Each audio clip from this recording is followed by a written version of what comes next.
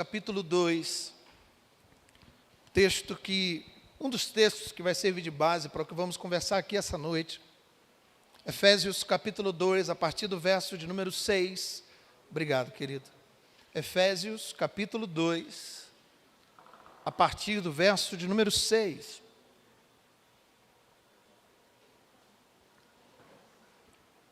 Todo domingo de eleição, eu prego a mesma palavra. Se você estava aqui na eleição presidencial, certamente você ouviu essa palavra. Claro que ela nunca fica igual, né? A gente tem liberdade para nos movimentar na palavra. Mas eu sempre falo sobre o meu candidato já venceu. Por quê? Eu cheguei aqui em Batiba em 2004, logo há 25 anos atrás. E nós chegamos em cima de uma eleição municipal. E nós tínhamos uma cultura muito diferente da eleição municipal de uma cidade pequena. Se você é oriundo de uma grande cidade, como eu vim do Rio de Janeiro, você sabe que lá a movimentação política é muito diferente de como acontece numa cidade pequena. A começar que às vezes nós temos 2, 3, 4, 5 candidatos para ocupar um determinado cargo. E o que a gente vê na cidade pequena é uma polarização. Você é de que lado? Não é isso? De que lado você é? E se você não é do meu lado, eu sou contra você. E isso fere a igreja. Tanto fere a igreja, que prova disto é que na semana passada nós precisamos colocar cadeiras aqui para comportar as pessoas que chegaram. Hoje nós poderíamos tirar algumas, porque a maioria das pessoas estão envolvidos com a política. Talvez até você que está aqui dentro, está com o seu celular ligado, lá na apuração, e de vez em quando, entre uma palavra e outra, entre um louvor e outro, vai dar uma entradinha para conferir quem ganhou, ou quem está na frente, ou quem está chegando, ou se o seu vereador, o seu candidato está despontando à frente. A gente não pode tapar o sol com a peneira. Amém? Mas o que aconteceu quando eu cheguei aqui em 2024 é que a igreja onde eu vim para pastorear, ela tinha a maioria das pessoas adeptas a um candidato. E as pessoas brigaram como de costume, as pessoas falaram como de costume. Na época não tinha muita rede social, então não deu para ter muita confusão na rede social, mas há 25 anos atrás, 20 anos atrás, né? Estou fazendo a conta errada, 20 anos atrás, não tinha como brigar tanto assim na rede social, mas brigaram, levantaram suas bandeiras, e a grande maioria das pessoas dessa igreja em questão, onde eu vim para ser pastor, eram de um determinado lado político. Quando eu cheguei à noite no culto de domingo, para começar o culto, as pessoas estavam na porta, todo mundo com uma cara assim de ururu, e eles perguntaram para mim: pastor, o senhor vai fazer culto hoje? Eu falei: vou, vamos cultuar ao Senhor. E a pessoa perguntou assim: pastor, mas o culto hoje então vai ser um culto fúnebre, né? Falei: por quê? Porque o nosso candidato perdeu e Batiba está de luto. Eu falei: não, o nosso candidato venceu. Ué, o senhor é do outro lado? Falei: não, eu sou de um lado indivisível. Nós estamos em um lado que está acima de qualquer divisibilidade. Nós não somos daqui. Ah, pastor, então o senhor está dizendo que a gente não deve votar? Não, não é isso. Eu fui lá hoje, exerci a minha cidadania. Votei, analisei, votei, olhei, pensei no vereador, no prefeito. Fui lá e dei o meu voto.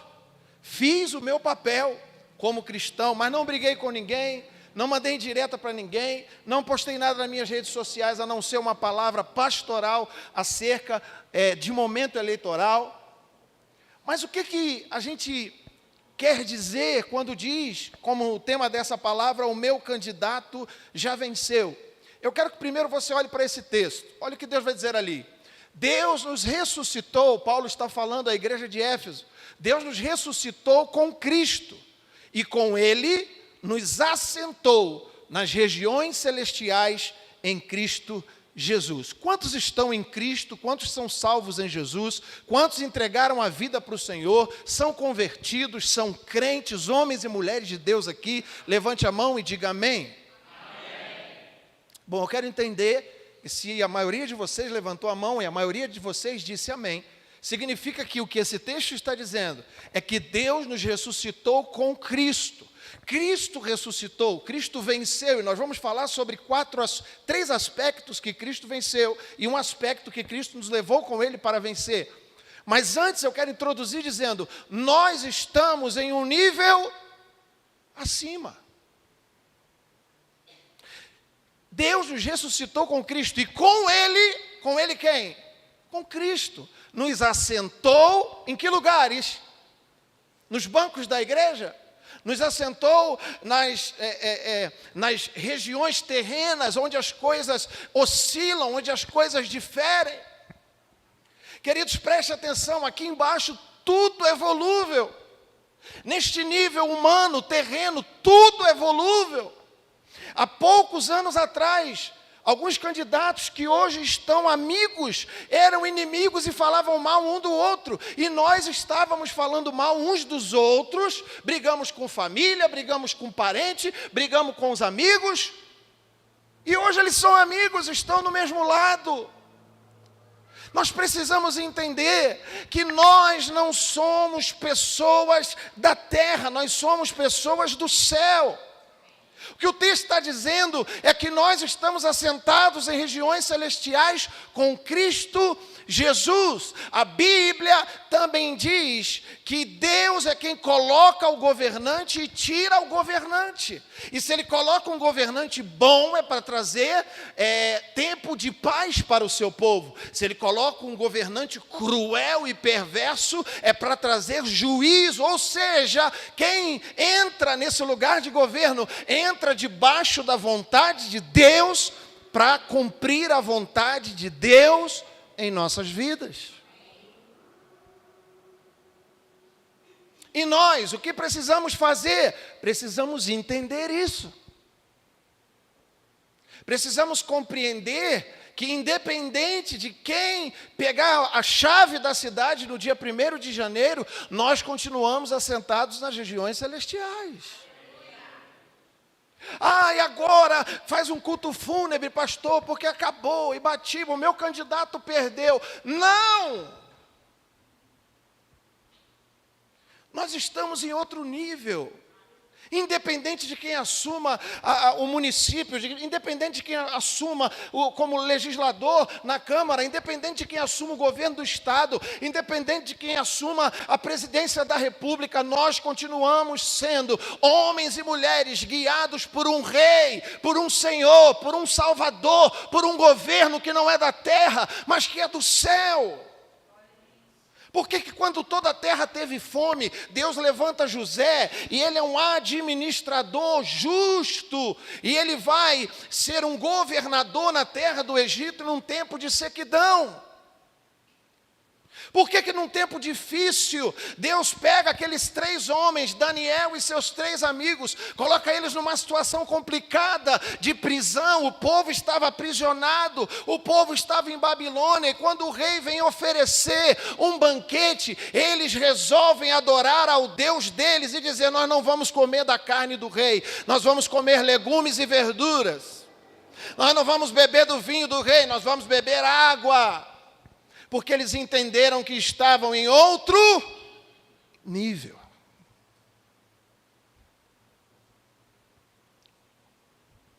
Passou a política e a gente acompanhou tudo isso nas redes sociais.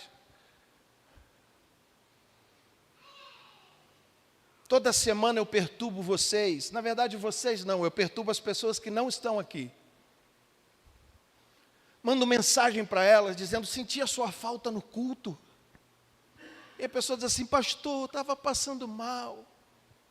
Querido, por que você não veio na igreja? Ah, pastor, estou morando tão longe. Estou sem carro. Está difícil de ir. E aí olha nas redes sociais, a pessoa está lá no comício com a bandeira. Uau, eu não fui no comício, eu vi na rede social. Deus revelou os membros da igreja na rede social. Uau, 2 bandeiras na mão. Falei, caramba, estava doente. Deus operou um milagre. Bendito o candidato. Louvado seja o candidato. Você está entendendo? E nesse tempo nós entendemos quem está em que lugar. Porque quando eu me movimento aqui, quando eu acredito, irmãos, ouçam uma coisa que eu vou dizer a vocês com muita ousadia. Eu ouso dizer para vocês que o candidato Bolsonaro, ele perdeu a presidência, ele perdeu a sua candidatura como presidente da República, porque as pessoas começaram a idolatrá-lo. Deus não troca, Deus não entrega a sua glória para ninguém. Se Bolsonaro ganhasse essa política, sabe o que ia acontecer? Ele ia se tornar um subdeus. Deus tirou. E o povo crente está aí. Está vencendo, está comendo, está rompendo, está lutando, porque eles encontraram o seu lugar. Onde? Assentado com Cristo nas regiões celestiais. Eu não sou daqui, está todo mundo em crise, mas eu estou em Cristo. Está todo mundo em luta, mas eu estou em paz, uma paz que excede todo entendimento. Está todo mundo passando prova, mas eu estou sendo provado, estou sendo aprovado por Deus, porque meu Deus é quem me dá a vitória, porque eu não dependo das circunstâncias, eu dependo de como o céu se move, porque eu me movo pelo céu e não pela terra. O salmista diz que bem-aventurado aquele que põe a sua confiança no Senhor, e não no braço, no seu próprio braço, nem na força dos homens, nem dos cavalos, nem de seus cavaleiros, mas do Senhor vem a sua força. Amém? E aí eu quero pensar 3 aspectos, dizendo para você, e aí para concluir a minha história, naquele dia eu fiz um culto alegre. Todo mundo borocochô, algumas pessoas iam ser mandadas embora da prefeitura, porque, querendo ou não, é um cabide de emprego. E eu fiz um culto alegre, cantamos essa canção. Quando a noite fria cai, então eu pularei. Celebrei, cantei e preguei essa canção, e preguei essa palavra. Eu disse, o meu candidato venceu, nós não podemos nos movimentar pelas circunstâncias. Na outra gestão, as pessoas, algumas foram mandadas embora, mas elas arrumaram outro emprego. Algumas foram mandadas embora e começaram um negócio e prosperaram, porque Deus colocou a mão sobre elas, porque elas não dependem dos homens, mas elas dependem de Deus. Por isso é que quando olhamos para a palavra, entendemos que Jesus foi um candidato. A Bíblia diz que ele deixou a sua glória. Ele sai de um lugar diante do Pai, o Logos, o Verbo, e ele diz assim, eu vou me esvaziar de mim mesmo, e vou me fazer como eles, de carne e osso. Ele se candidata, sabe a qual cargo? Ao cargo de Salvador da humanidade. Ah, maior do que prefeito, maior do que vereador, maior do que governador, do que deputado estadual, federal, maior do que senador, maior do que presidente da república, é ser o Senhor da vida daqueles que caíram, pecaram, transgrediram, mas Ele entregaria sua própria vida para ser eleito. Ele entregaria a si mesmo, derramando o seu sangue, entregando o seu corpo, para ser eleito, para salvar a minha vida, a minha alma, do inferno e do pecado. Atos 2, 24, vai nos mostrar que Jesus venceu a morte.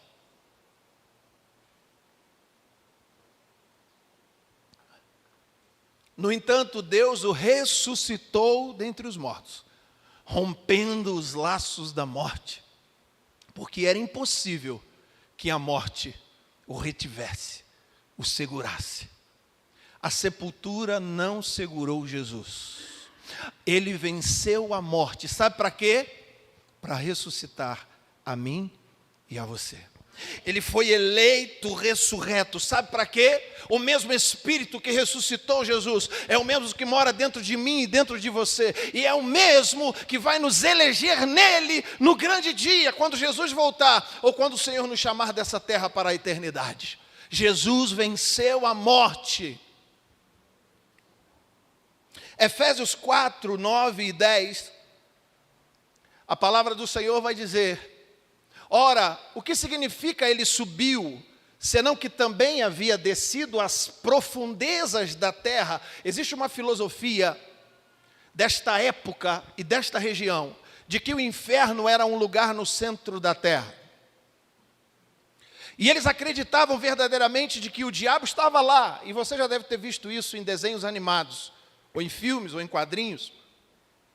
E é falando com essa cultura que Paulo está falando à igreja de Éfeso, dizendo: olha, o que significa que ele subiu? Está falando de Jesus. Ele sai da sepultura, ele sobe, mas ele não só sobe, ele também desceu às profundezas da terra, ou seja, foi ao inferno. Verso 10.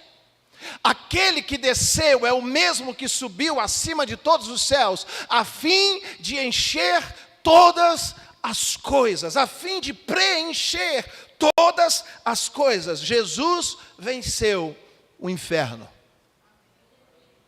O vazio do pecado, o vazio da morte, o vazio da transgressão, o vazio da iniquidade. Ele desce às profundezas, arranca a chave da morte, arranca a chave do pecado, arranca a chave da transgressão, das mãos do inferno. A cruz que era para mim, a cruz que era para você, a morte eterna que era para nós, é assegurada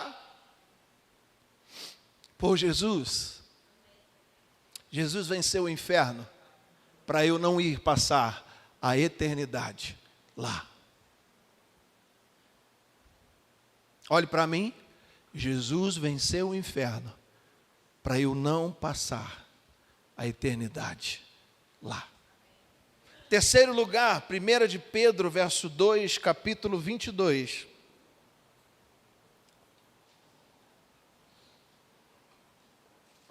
1 de Pedro 2, 22.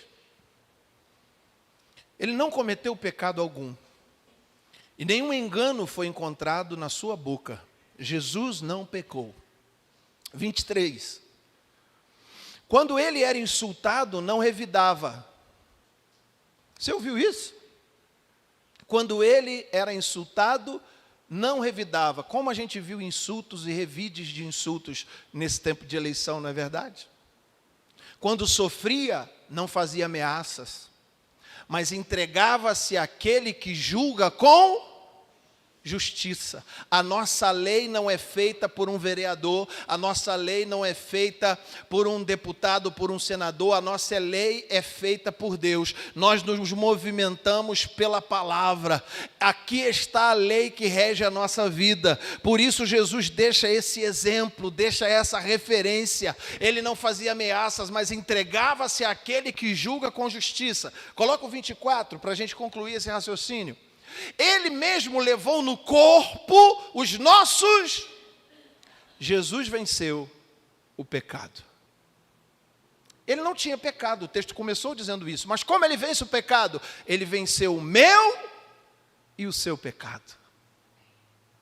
Ele levou no corpo os nossos pecados sobre o madeiro, a fim de que morrêssemos para os pecados e vivêssemos para a justiça. Lembra quando você batizou?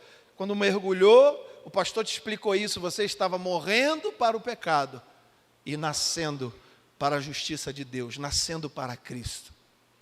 Por suas feridas, vocês foram curados. E para concluir, coloca João 14,6. Ele venceu a morte para nos dar vida, e o texto diz que ele vai nos dar vida e vida em abundância. Ele venceu o inferno para nos garantir o céu. Ele venceu o pecado para nos garantir a vida eterna em santidade, a santificação em Cristo Jesus. Jesus respondeu, eu sou o... É um artigo definido. Quem é professor de português pode me ajudar. O texto não está dizendo ele é um caminho, porque se dissesse que ele é um caminho, poderia haver um outro caminho, certo?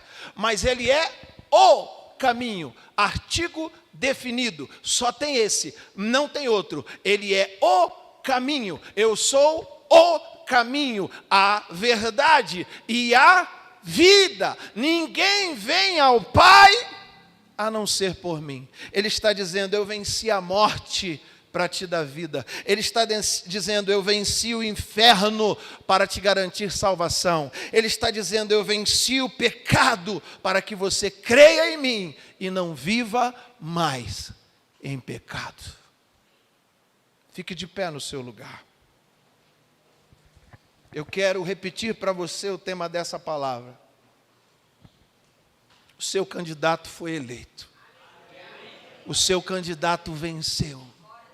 O nosso Jesus, o nosso Rei, o nosso Senhor, Ele é acima de todo prefeito, vereador, deputado, senador, presidente, Rei da terra.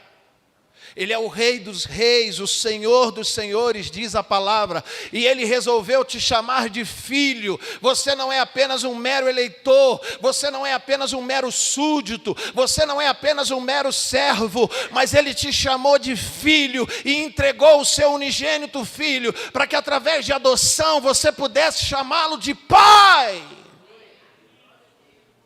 Você é filho do Rei de todas as coisas. E o que pode faltar para nós? Independente de quem vença a política. O que pode faltar para nós? Se o próximo prefeito não calçar a rua, nós temos uma promessa de que andaremos em ruas de ouro. Se na próxima gestão faltar água na Cezan, para a gente poder lavar o corpo ou beber água, a Bíblia diz que nós bebemos de uma fonte da qual nunca mais nós teremos sede. Sabe, se na próxima gestão tiver um problema na Excelsa, na EDP, e a gente não tiver energia na nossa casa, Ele disse, eu sou a luz do mundo. E aquele que andar por essa luz, seus olhos serão iluminados, e nunca mais eles andarão em trevas. Sabe, irmão, se o próximo prefeito deixar faltar todas as coisas, ele diz que através do seu Espírito, Ele nos supriria de tudo o que a gente precisasse. Sabe, se na próxima gestão municipal faltar o alimento, se a gente não conseguir fazer compra, a palavra diz, Ele diz, Jesus diz, eu sou o pão da vida. E se nós comermos desse pão, nunca mais nós teremos fome. Por isso é que nós não podemos andar por vista, não podemos andar pelo percentual político, não podemos andar pelas perspectivas humanas, nós precisamos andar por fé, porque nós estamos assentados à destra de Deus, juntinho dEle, lá no céu. O resto está tudo abaixo de nós. Feche seus olhos agora. Eu quero